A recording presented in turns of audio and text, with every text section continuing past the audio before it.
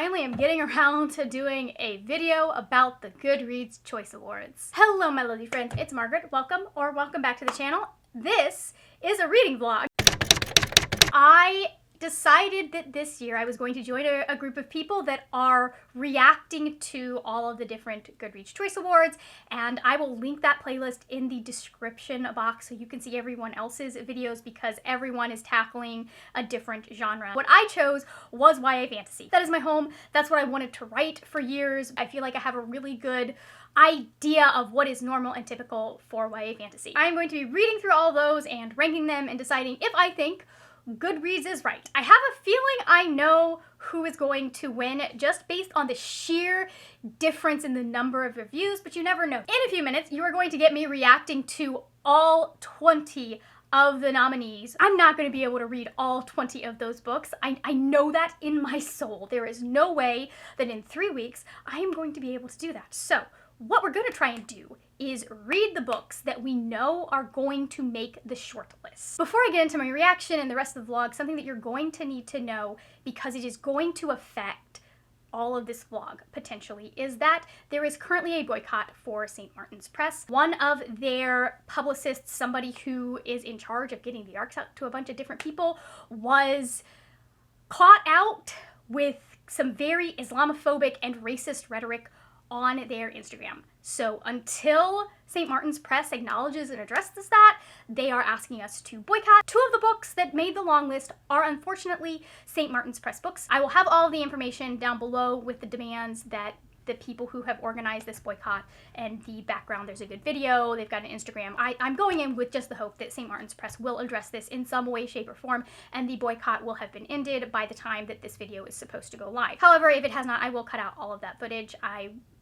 Maybe at a later time, I will upload some of my thoughts on those books. Until the boycott is over, unfortunately, I will not be reviewing any St. Martin's Press books on my channel. I have assigned pseudonyms to each of them for if I do end up having to discuss them at all.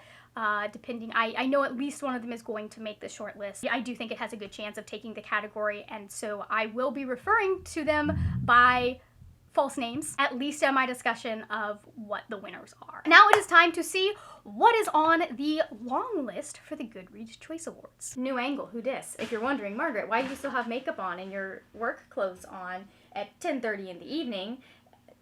We didn't get back until like 8:30 and I then just crashed. I anticipate that there are going to be quite a few St. Martin's Press titles on this list. I'm not going to review them. I'm not going to give them star ratings. I don't even want to show them on my screen if I can manage that with the editing.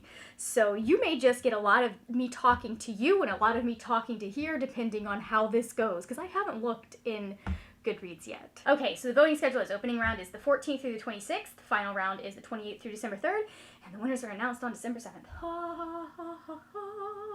Jesus help me. I have a very bad feeling that I have not read most of these books. They haven't been on my YA bag this year. So I have a feeling I'm going to click in here and it's going to be, what was it, 20 books that I have not even touched them. I know there's probably got to be some Stephanie Garber on there. I am assuming the sequel to a book that I read that we'll refer to it as Death by a Thousand Cuts. I'm assuming that's going to be on there. I am assuming that Chloe Gong's new book is going to be on there, which is cool because I want to read it. Jesus, take the wheel. I had so much time to prep for this. and I've gotten nothing done. Oh no. I already see 2 books I don't recognize. Curse for True Love by Stephanie Garber. That's the 3rd book in the series.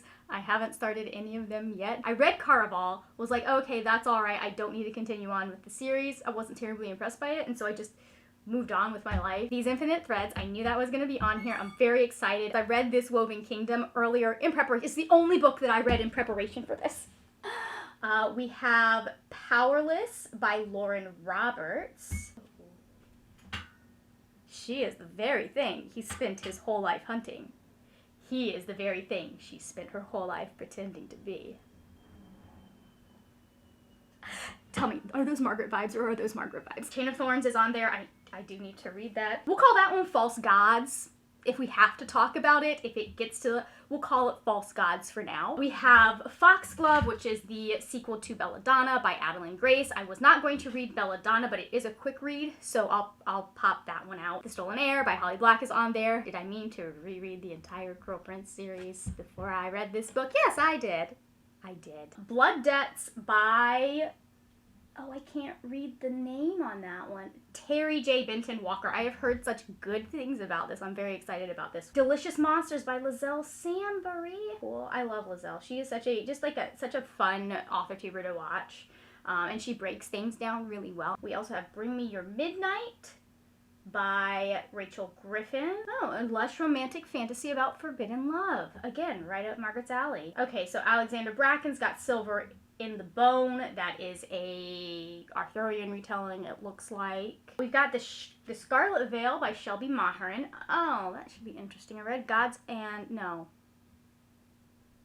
Serpent and Dove. The good thing about YA fantasy is a lot of it is very short. We have The House of Marion, I think, by J.L. We got Foul Heart Huntsman on there, as I thought, by Chloe Gong. Have I read the first book yet? No. Oh, we've got Ava Reed on here, A Study in Drowning. Oh, this is feeling very Celtic. Finally, one I've read. Song of Silver, Flame Like Night is on there. I have read that one. That's good. Vice Road by Maya Ibrahim. The first book in an epic fantasy series set in an Arabian-inspired land with secret spice magic. Well, the good news is there's only two St. Martin's Press titles on there as far as I am aware. House of Roots and Ruin by Aaron A. Craig. Did that come out this year? Wild. Threads That Bind by Kika Hatsupolo. In a world where children of gods inherit their powers, a descendant of the Greek fates must solve a series of impossible murders to save... Am I getting mild... Oop, there goes that. Mild Percy Jackson vibes with a female protagonist here. If I were to guess which ones are going to make it to the end, or to the next round, I would guess that Foul Heart Huntsman's going to make it probably. For sure, Cassandra Clare with Chain of Thorns. That's obvious. I'll probably save that one for later. False Gods has been big. That one's probably gonna make it to 10. Obviously, Stolen Heir will probably make it. Foxglove, probably. With as big as Belladonna was, probably Foxglove will make it as well. I can't see any of these others' books winning the Goodreads popularity contest. I would expect Foul Heart Huntsman probably to go pretty high. The good news is there is no Brandon Sanderson on this. I do not have to read all of the Skyward books in the course of 4 weeks. So my goal in this first round is going to be getting caught up and reading the books that I know are going to make the shortlist. The first one of those is Chain of Thorns by Cassandra Clare. I've loved the first 2 books. I don't know how I'm going to feel about this one because I've heard a lot of mixed reviews about what happens in this book. The other one that is no doubt in my mind that it is going to be there is The Stolen Heir by Holly Black. I've been putting this off. I've been avoiding this book.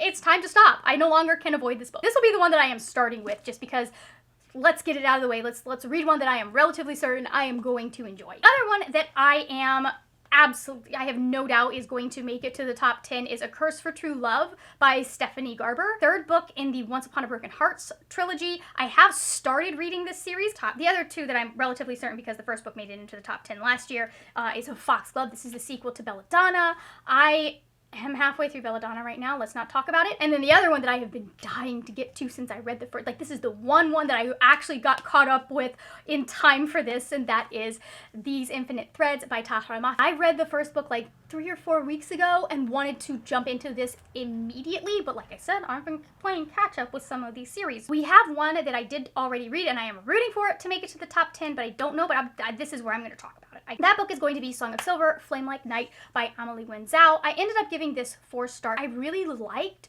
the world building and the character dynamics that Amelie Wen Zhao created.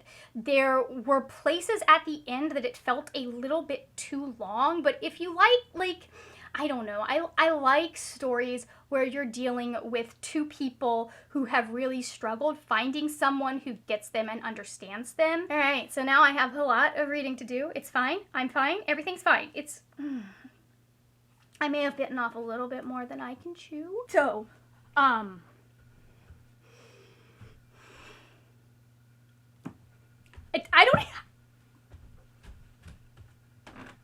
So I started The Stolen Air. I was gonna come on and like be all professional and have makeup on and stuff, but we're getting this because something just, a piece of information just dropped and the level of not okay I am. It's going well.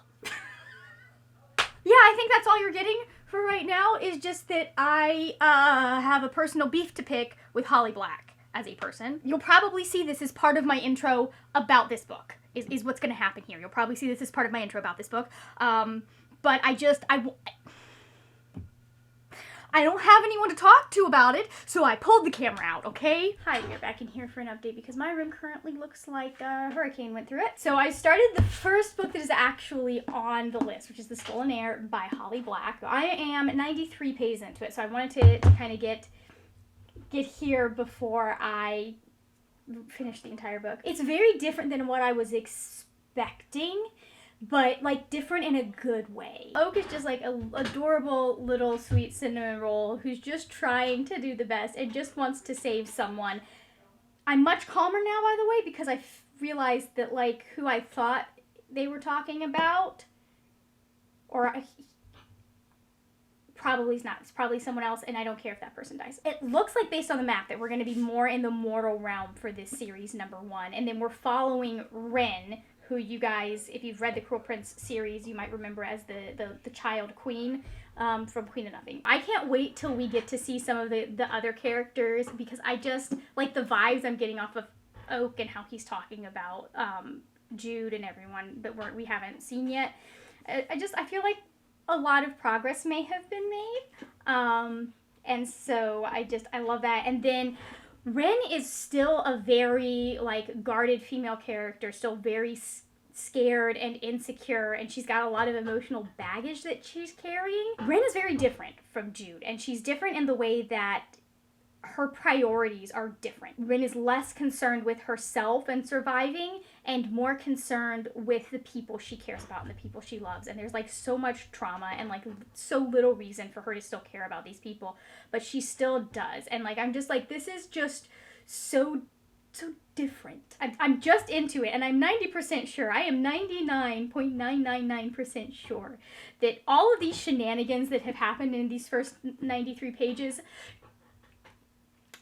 his family knows. I feel like Oak is probably, I'm trying not to spoil the Cruel Prince. I don't know why I'm trying not to, but I feel like his people don't know what he's doing currently. This may be an unsanctioned mission that Oak undertook because he is privy to information but was probably told not to do anything about it. I don't know. I love this world, and I'm enjoying it. I'm enjoying the fact that we're getting to see more about how fairies interact with the real world in this one. Hi, hello, it's Sunday. I have finished The Stolen Air. This was very good. I ended up giving it 4 stars. I didn't love it quite as much as I loved the original series. I don't think it had that same magic, because I just was obsessed with Jude and Carden as a couple, and for reasons that will be apparent if you've read this book, I wasn't quite as obsessed with Oak and Ren. This did a really good job of building on the world building that Holly Black had already developed. She did a fantastic job of really building our understanding of what Elfheim specifically looked like in The Cruel Prince, and then,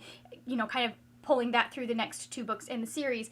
This is an expansion on that. Holly Black just really seems to like writing about characters that are searching for love, characters that have been hurt by people who should have protected them and are searching for someone that loves them. And she's exploring it in a very different way than she explored it in The Cruel Prince, but it also still kind of comes down to control and her characters needing to be in control. She writes these women that just, they because they've been hurt, feel the need to be in control. Very interesting that way that she explores that dynamic in this. It's almost like Ren and Oak are the opposite of Jude and Carden in the first series. It's very interesting. Like, you can see that Oak grew up loved. It's amazing what happens when your family doesn't hate you and treat you like crap. I'm doing a little bit of catch up this weekend because I have Foulheart Huntsman and Foxglove on the list that I'm supposed to be like on that list of that I think they will probably make it to the top 10. So I'm doing some catch up by reading Foul Lady Fortune and Belladonna this weekend. Just trying to, it's Sunday. Oh man, these aren't going to be done. I'm not finishing this weekend. Oh man, it's fine. I'm fine.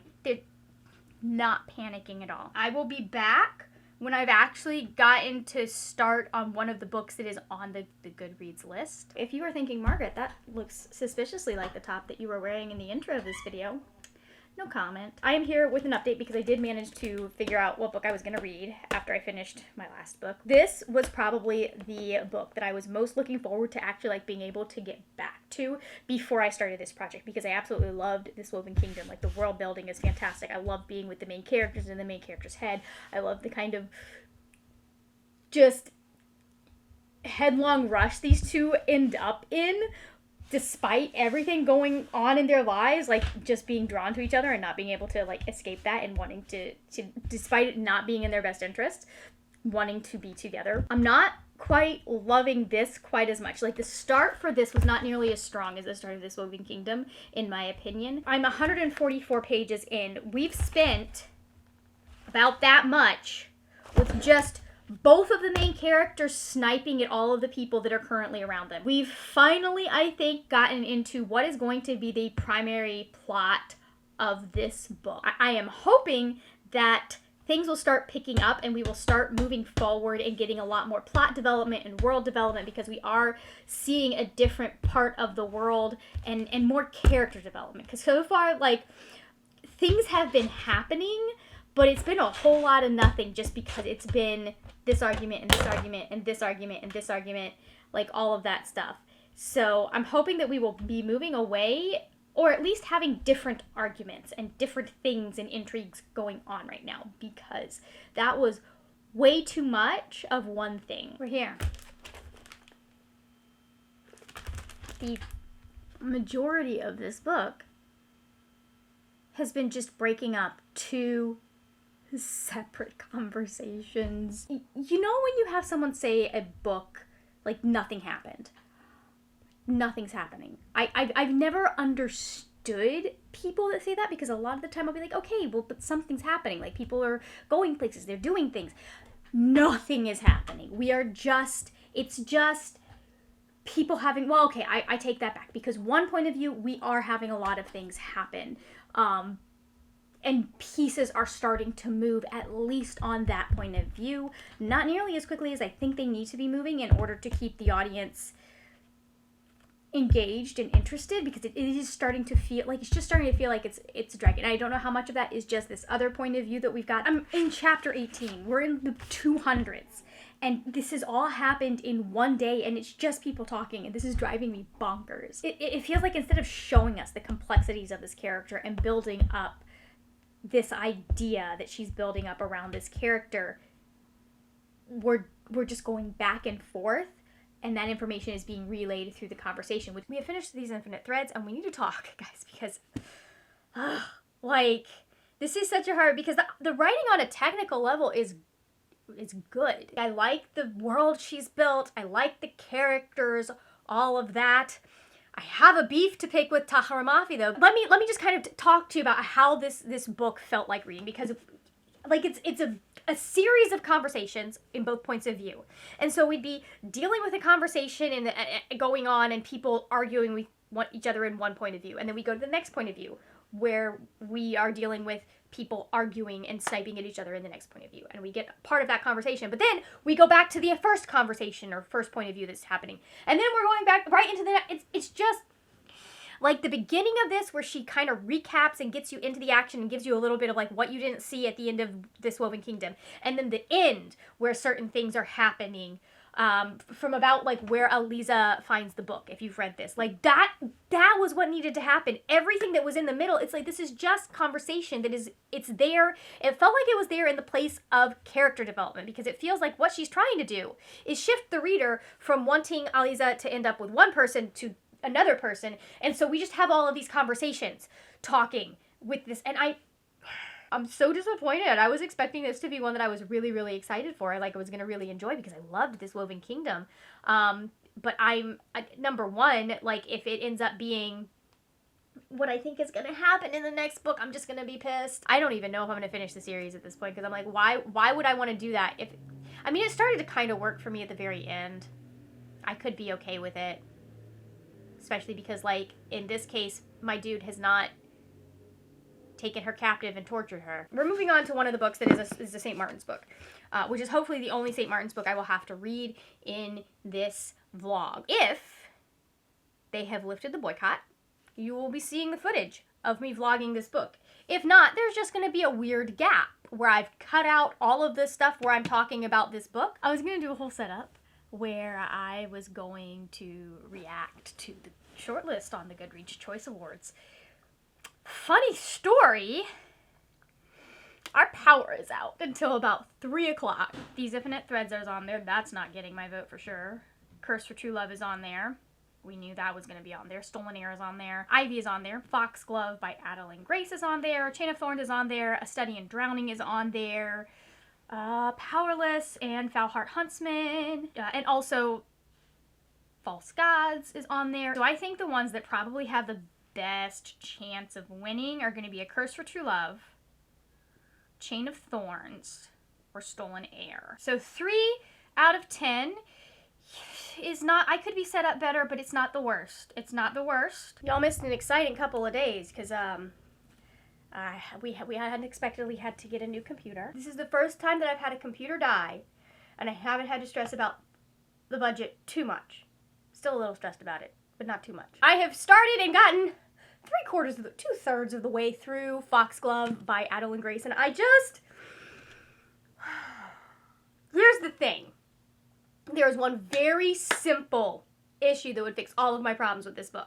Very simple thing. Just based on themes, age of the protagonist, like what the story is doing, it needs to be an adult. It should have been an adult fantasy. This was not written, I mean, I don't know. I don't know if the author thought they were writing this for teenagers, but if you're writing a YA, it doesn't make sense to start the series with your protagonist about to turn 20. I can't help but be deeply uncomfortable with the idea of a being that has been around millennia waiting for like a 19-year-old. And that makes so much of this, like, just changes the lens of so much that you are supposed to find sexy and romantic. And I just, like, it is a little bit, but also, like, I feel uncomfortable reading, especially going into, book 1 wasn't as bad because there's a lot of it is her being, like, frustrated with death and the fact that she feels he's been following her around this entire time. But going into this with the love interest, it just starts out on a level of uncomfortable because of, and I'm not one of those people that's like, no, sex shouldn't be in YA books. It needs to be in YA books. It needs to be there because teenagers are having sex. They need to know these different things. Some of my favorite sex scenes are in YA books because of how they handle different themes around sex and things like consent and things like that. Like, where is it? Before the Devil Breaks You, one of my favorite scenes in that book is it's not really a sex scene because, there's not any detail. But the characters clearly have a conversation and end up having sex. That was such a wonderful scene to read because of how not just, especially because of how the love interest handled the main character or one of the main characters being unsure. Why? Actually, no, I feel like I do know, and I'm jumping to conclusions here. I'm probably not. I feel like this is only YA because the author didn't feel like they could hack it as an adult fantasy writer. That's what I feel, because there is nothing in here that follows the themes you see in a lot of YA novels, especially thinking about the first novel. Sometimes you'll get a little bit less away from what YA themes are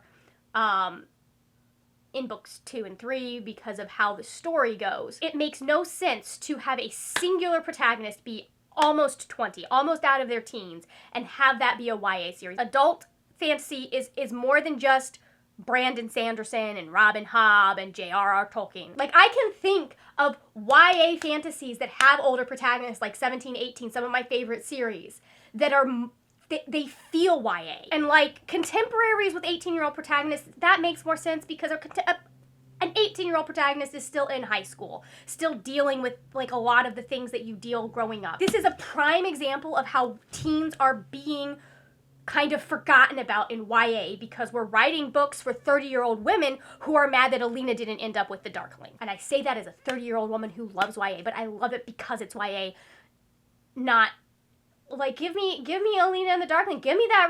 Give me your what you think that should have been, but give it to me as an adult fantasy. You shouldn't be writing a dark, sexy mystery and saying it's adult fantasy, or not a young adult fantasy. Like, I can forgive some of the repetitive writing, I can forgive some of the weird metaphors that she's writing, because you know what? They get the point across. Although I do, like, does this author really know how tall willow trees can get? Willows can grow to be 40 feet tall, and she keeps referring to this man as tall as a willow, and I'm just like, number one, no one looks at a willow and thinks tall. Like, there are parts of this book and series that I really do think are interesting. I don't think they're terrible. I don't think it's terrible. I like the world building. I like this kind of idea of the different gods. I just would like to have these stories about immortal men waiting millennia for the protagonist. I'd like them to happen with like a, I don't know, a 25-year-old protagonist instead of a 19-year-old one. I can kind of see like someone who became immortal at like 19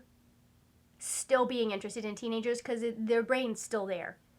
Like, okay, fine. But you're telling me these immortal concepts like death and fate are interested in a teenage girl. The way I phrased it on Twitter is that we have a lot of YA that is written for who the author is at 30 instead of who they were at 16. I want to know who at Little Brown greenlit a YA book that has an almost 20-year-old protagonist. Like, she turns 20 in the course of the novel. Makes sense. Makes sense if you have an ensemble cast, especially if you're bringing in characters from previous books. Hi, Cassandra. All right, hello. It's noon now. I finished Foxglove by Adeline Grace. So this is so frustrating because this is actually, like, this is so much better than the first book. Like, not a huge amount of improvement. There's still, like, flaws, but stuff that I would, you know, I have authors that I love their books, that they have the same kind of inconsistency in writing and stuff like that. So that's not the issue here. The issue here is just, like, if this was an adult series, I would love it. Especially with, like, the rest of the rest of the way the book went, and, like, the last third, just so good, and there are parts of it that are so clever. 3 stars. It was fine. I can't say don't read it. I can't say that it's a waste of people's time, because I can see the appeal, and I can understand why people like it. I just, as a 35-year-old, some of the dynamics, just reading them, I'm like, we have moved past this. Did we not learn from other books that have happened before? I am moving on. I do not have a physical copy of the book that I am reading next, but it's the audiobook that needs to go back the soonest, which is Foul Heart Huntsman. Is the second book in the Chloe Gong series, which, interestingly enough, this series also has 19-year-old protagonists, sort of. Yes, yeah. No? I don't even remember, but, like, because of what is being tackled in the subject matter and, like, the way the story is, it makes so much more sense as a YA series. Somebody go play some Baldur's Gate 3 and listen to this book. Hi, ignore the face. It's just my allergies. It doesn't hurt. It just itches like crazy. It's fine. I'm fine. I did housework. I just finished Foul Heart Hunter. It was very good. I'm gonna give it 4 stars. Like, it doesn't... I liked the ending of this one much better than I liked the ending of the original duology. So that's an improvement. I am now going into the 2 Stephanie Garber books that I need to read, which...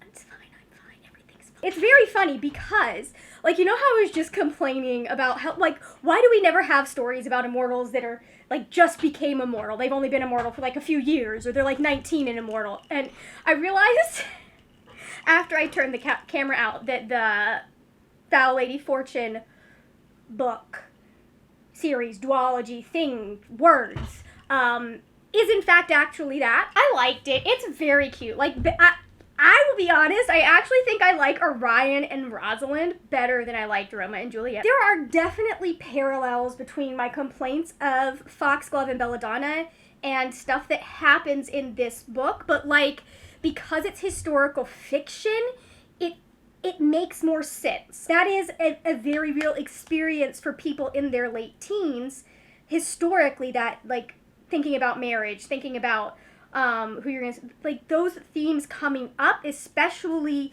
in the context of Shanghai in the 1930s, and the conflicts and the politics and all of that. That makes sense in the context. It makes sense to have those themes be there, where it doesn't in a YA fantasy that is not placed anywhere, as far as I am aware, in our world. Like, it's not stated to be any, it is a world based on, I couldn't get a fix on whether it was based on, like, Regency/Georgian England, or whether it was based on Victorian. I don't have long to update people, but I understand why people were so obsessed with this series, because, like, the way she ended book 2, I'm an hour out from the end of book 3. I'm enjoying this. It's very good. Oh, I got an hour and a half left at my speed. Sorry, a little bit more than an hour, but it is very, very good. I'm having it, like, just the way that, like, Stephanie Garber is examining lore and legend and fairy tales in this book is just, it's really fun. A lot of the theme of this series seems to be, like, the truth behind the myths, almost.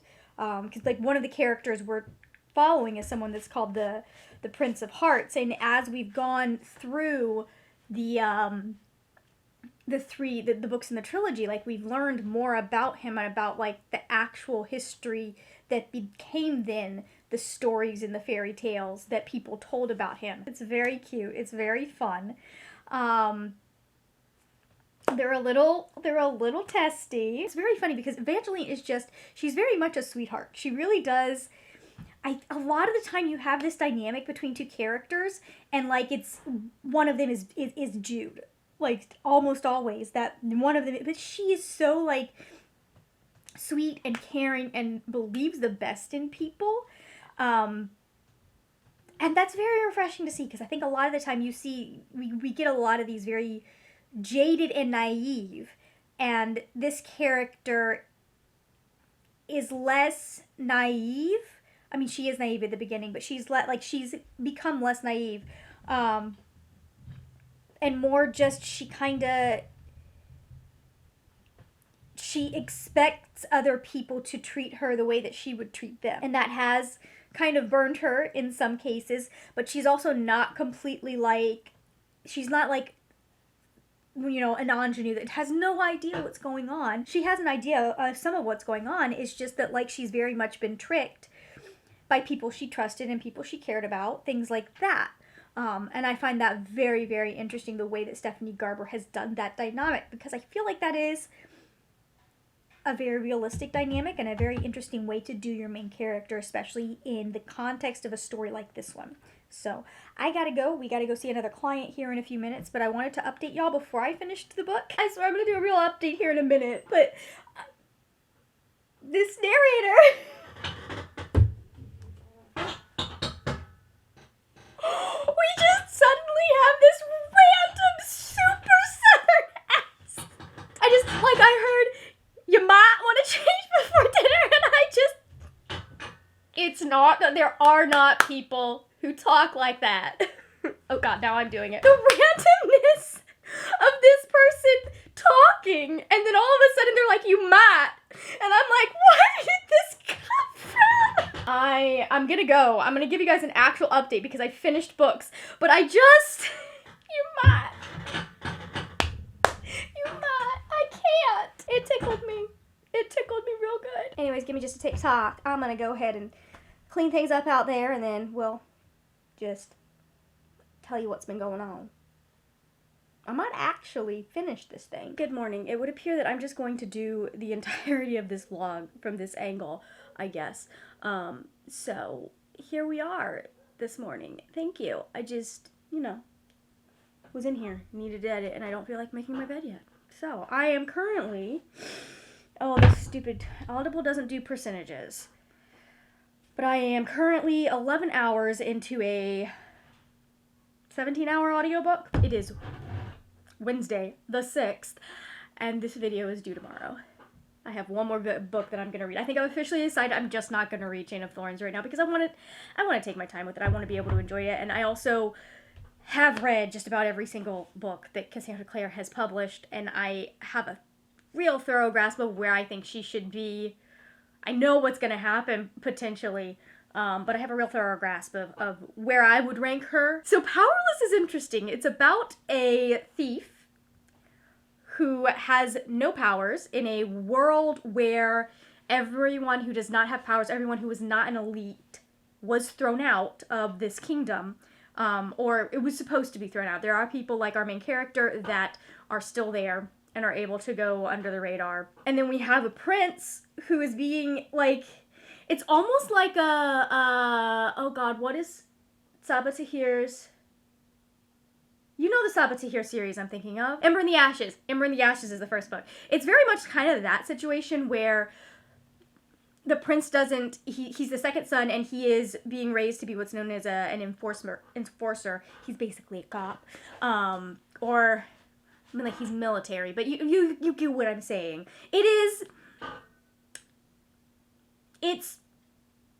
Red Queen, except the second son isn't a complete and total sociopath. I was literally listening last night, and one thing made me go, oh, this seems like Red Queen, and then I was like, oh my god.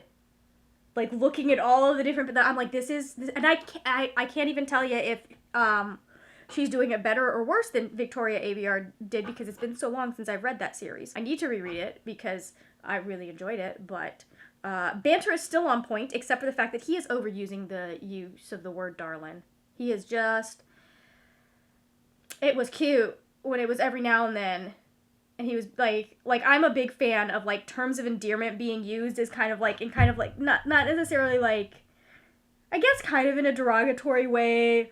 Like, if you've watched The 100, like, Princess, Bellamy Klein Clark, or Princess, and then that slowly going to actually mean the way people usually, like, I like that trope. I know it's not everyone's cup of tea, but I like that trope. But he is overusing this word. We're having a conversation right now, like, they're talking about sparring, and I think he's used it, like, 3 times in the 2 minutes that it took me to do my skincare for the morning. So... that is my one major complaint about this book. Otherwise, I'm having a good time. And it's very funny because, like, this book is one that very easily could have been made an adult fantasy also. However, the author has a much better grasp of, like, actually writing YA characters and the fact that they are writing for a YA audience. This couple is just, like, this is exactly the kind of dynamic that I really enjoy. Like, I love this dynamic when it is done well, and I think she is doing it well. It's just very funny to me, the amount of similarities between this and Red Queen. Sorry, the angle changed because my father came into the office. So, I'm gonna sit down, I'm gonna listen.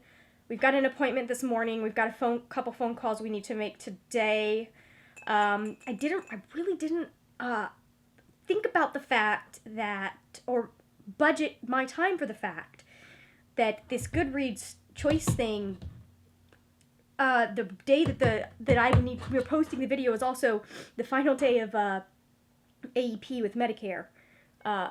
Which means that I have a lot of people going like, hey, I need to get my Medicare figured out. There's a lot of identity stuff that is, like, internal. It's not just to do with powers. It's like these people are struggling with the way they, or not all of them, like Pei are one of our main characters. Like, she's very aware and she's grown up with a little bit of a harder life.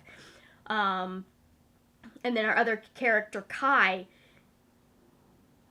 he's very much, like, grown up a certain way with certain beliefs, and I think we're going to be seeing those get challenged over the course of this series. We're seeing him come to grips with the fact that he has his own thoughts and feelings and beliefs, and he doesn't necessarily agree with what his father is doing and how his father is running this country. I can't remember whether I mentioned it on this vlog or if I mentioned it in sprints. But one thing that I do have that's a very interesting thing, I just, especially with everything that's going on right now, it's very interesting to see, to really just sit back and think about the number of white fantasy authors. I was going to say white YA fantasy authors, but white fantasy authors that are obsessed with recreating some form of fantasy racism. Like, are we trying to work through that stuff in our lives? Are we trying... Like, some people are definitely trying to make a point. I and see, there are so many places and so many good critiques and things that this author could be examining. I don't think that she's actually examining them. I think it's more they're just there to facilitate this plot in the way that they were there to facilitate the plot in Red Queen. But it's very interesting to just sit back and think about how many, and then they just completely miss the point. I will be back when I've finished this book and moved on to the final book that I'm going to read, which is A Study in Drowning. I think it's A Study in Drowning by Ava Reid, which is fantastic because I've been wanting to read an Ava Reid book for like a long time. I'm very proud of myself for getting 8 out of the 10 books. The reason it's 8 out of 10 is, number one, we got the Cassie Clare stuff. But number two, I'll explain that there's a book on here that the author has been under fire before for not necessarily writing outside of her wheelhouse. She's still Latinx, but her first book, she got a lot of pushback from people who are that's the wrong word, but who live in Latin America, for the way that she represented Latin America. And so I want to do more research into the book that made it to the Goodreads Choice Awards.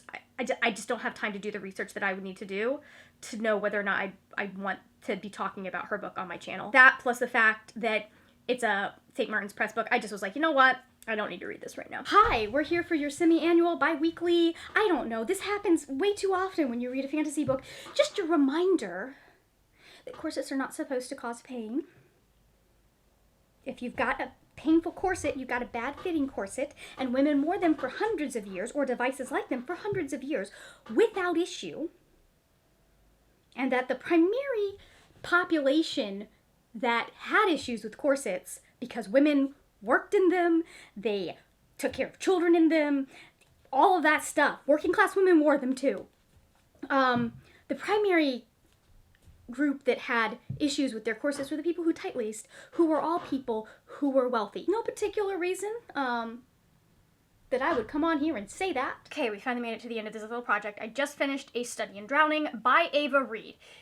I enjoyed it. I really liked it. I liked what it had to say about men in power, about how girls are used. There's so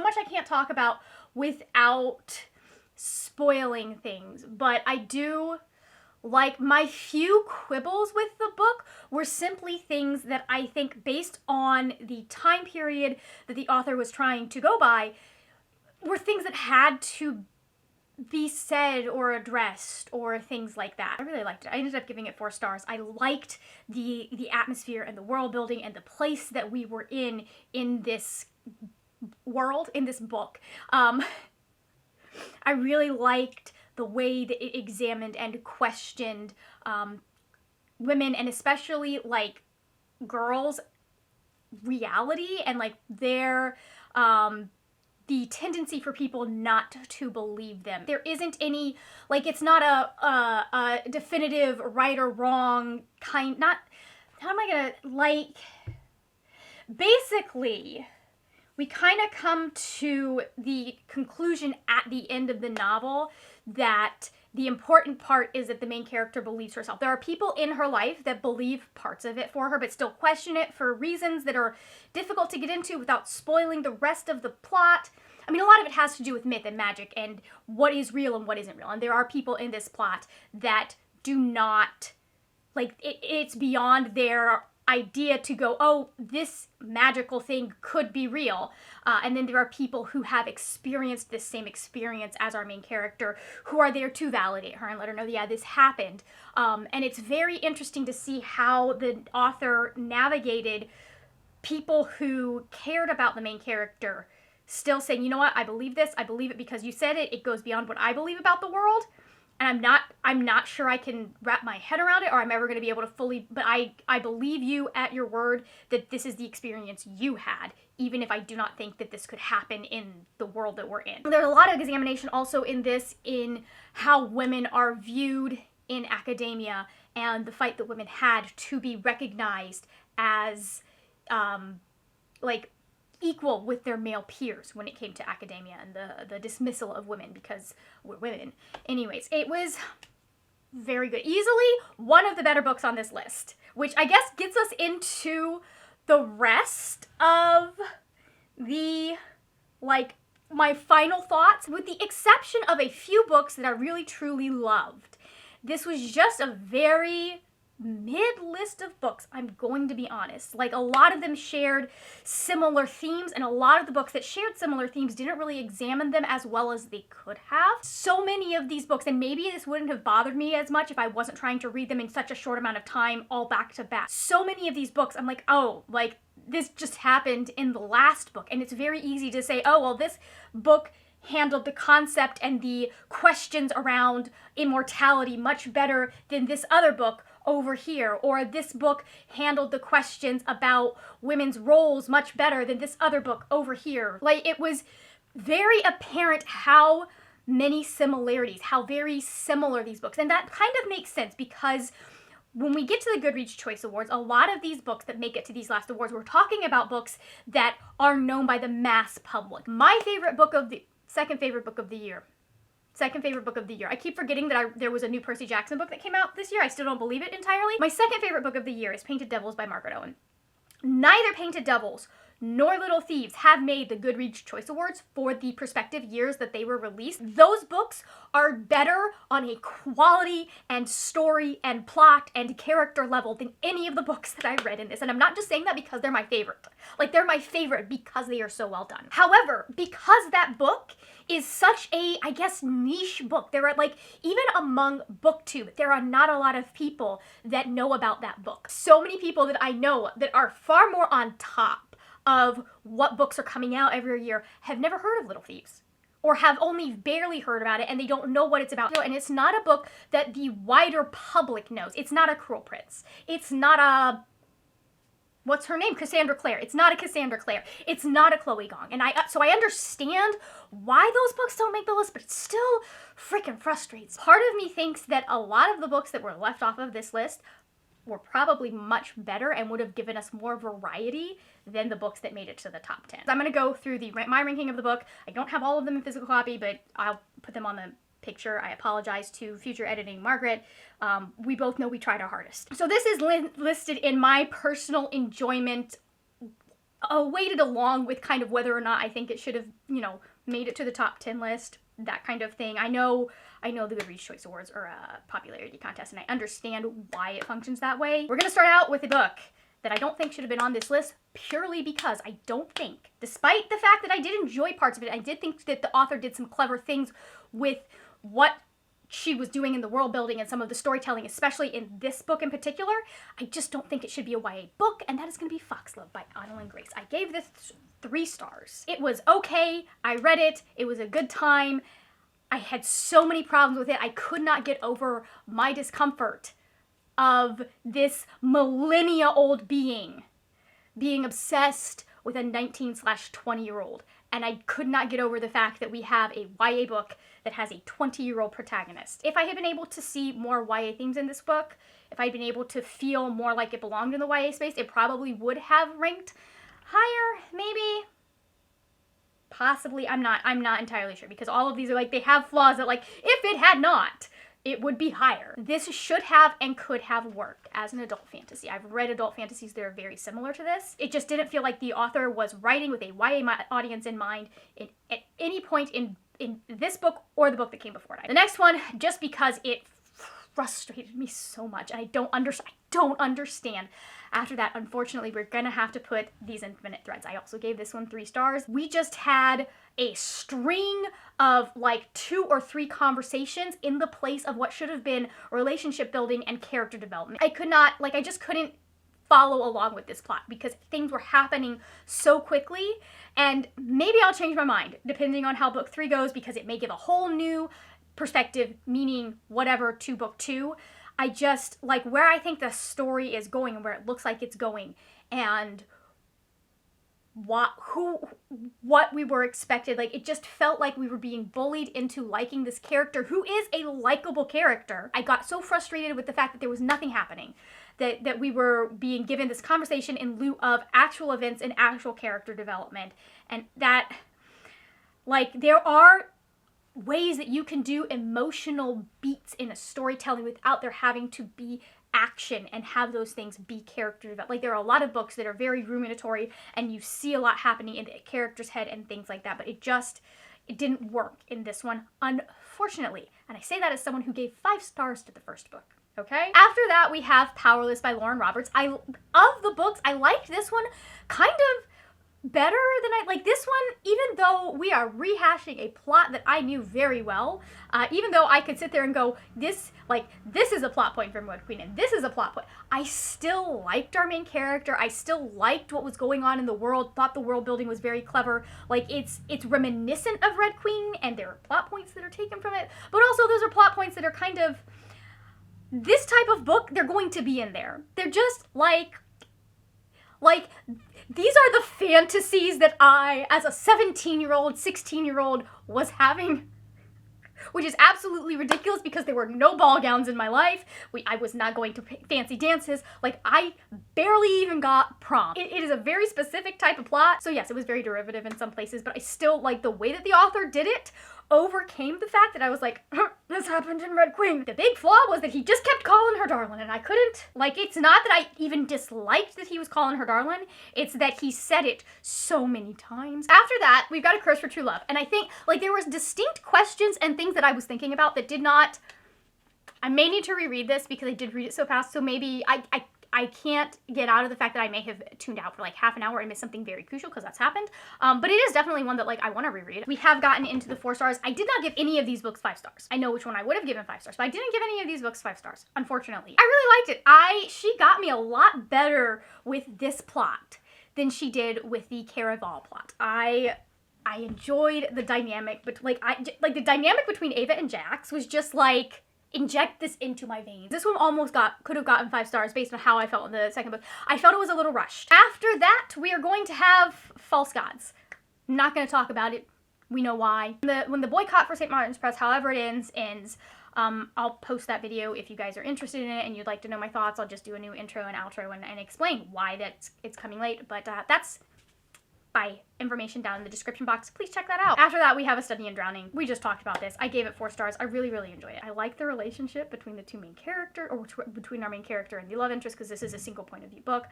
I liked kind of the little mystery at the end. I think that there were some things that felt a little bit like plot conveniences. Coming in at number 3, we have Foul Heart Huntsman by Chloe Gong. I really, this is one of the ones that I genuinely enjoyed. I don't think I enjoyed it enough to want it's not one of those where I'm going to go out and buy the books, but I do think I will be recommending it to a lot of people because I had fun with this series. I do think her first books are stronger than her second books, but I think that she improved her storytelling in this second duology, which you would expect from an author, because if you remember my talking about, I don't remember the name of the book, please just insert it in your head, but if you remember my talking about that, I felt like there was either book 1 should have just been one, it shouldn't have been a duology, or we needed to cut down book 1 because there felt like there was a lot of stuff that could have been trimmed in that book, even though I liked it. I didn't feel that with either of these 2 books when it comes to this duology, and so I think I had an all-around better reading experience. I like what Chloe Gong is doing with her writing, and I like the way she challenges historical narratives in regards to queerness, in regards to how colonialism went. She's not interested in having perfect characters, but I do think she does a good job of giving us a broad idea of what people believed and putting it in context of the time while still being able to challenge things. Is the one that would have gotten my vote if I had remembered to vote, and that is The Stolen Heir by Holly Black. I love this world. I love these characters. I was having such a good time reading this. By all rights, this should be the number 1 book on my list, but I know I'm going to give the number 1, but I know I'm going to give it 5 stars when I read it. There were some things at the end that I felt were not my favorite thing, so it didn't exactly get 5 stars. Otherwise, it would have been at the top of the list. I am so excited for book 2 in this series. I think it's a duology. I don't think is it a trilogy? I don't know how many books are in this. I'm excited for it, though. I'm going to have such a good time with it. I really enjoyed the way that Holly Black was able to repurpose the things that made The Cruel Prince so special and give us a different story. She has themes that she likes to explore and likes to deal with based on the very little that I've read of her writing. It seems like she has specific themes. She has specific themes that she likes to kind of work with and work around. And I think she was able to take those themes and take those dynamics that she likes to write and make something that was familiar but also new. There are going to be two people. There are going to be people who love this series because they adore the fact that they're getting an expansion of this world. They adore the fact that they are getting more insight into other characters and all of that.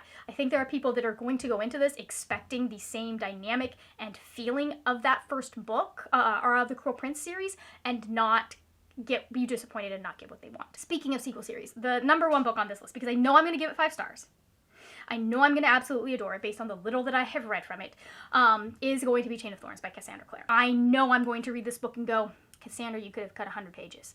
Like, literally, Cassandra, let me edit your books, please. Simply for the fact that I know Will Herondale is going to appear in this book, it's going to give 5 stars. I know it's going to get 5 stars. I know I'm going to love this because I have not given a single one of her books less than 5 stars. Now that we've gone over all of that, let's see. Like I said, I think I may have gotten spoiled for this, but let us see. Okay. You know what? I'm actually not surprised. This is going to be a very short segment because I am not going to talk about who won the Goodreads Choice Awards. Thanks, St. Martin's Press. Very anticlimactic ending to this vlog, I know. But I'm not surprised. The ones that I thought were probably the best contenders for the winners are in the 2nd, 3rd, and 4th place, and that's A Curse for True Love, The Stolen Heir, and then Chain of Thorns. The fact that Cassandra Clare is so far down the list is very, very sad. It says a lot about how well Chain of Thorns was received. If you've made it this far in the video, thank you very much for watching. I know it's like a feature-length film, like, at this point, like, even at 2 times speed, which feel free to watch on 2 times speed, even with that, it's probably about 45 minutes. I'm going to link up here all of the other people that were participating in this with me, as well as some of them are reacting to the Goodreads Choice Awards. I know a couple people are going to be reacting to or creating lists of what the books that they thought would have made it to the Goodreads Choice Awards if Goodreads hadn't been absolute gumbutts and cut children's fiction, for example, or poetry. If you're interested in some of my other participation in these collabs, I'll have the last one that I did right over here, which was the first one that I did. So anyways, thank you so much for watching. If you enjoyed this video, please give it a thumbs up. If you want to stick around, go ahead and hit that subscribe button. That is it for now, my friends. Happy reading, and I will see you later when we will talk about more wordy, nerdy things. Bye!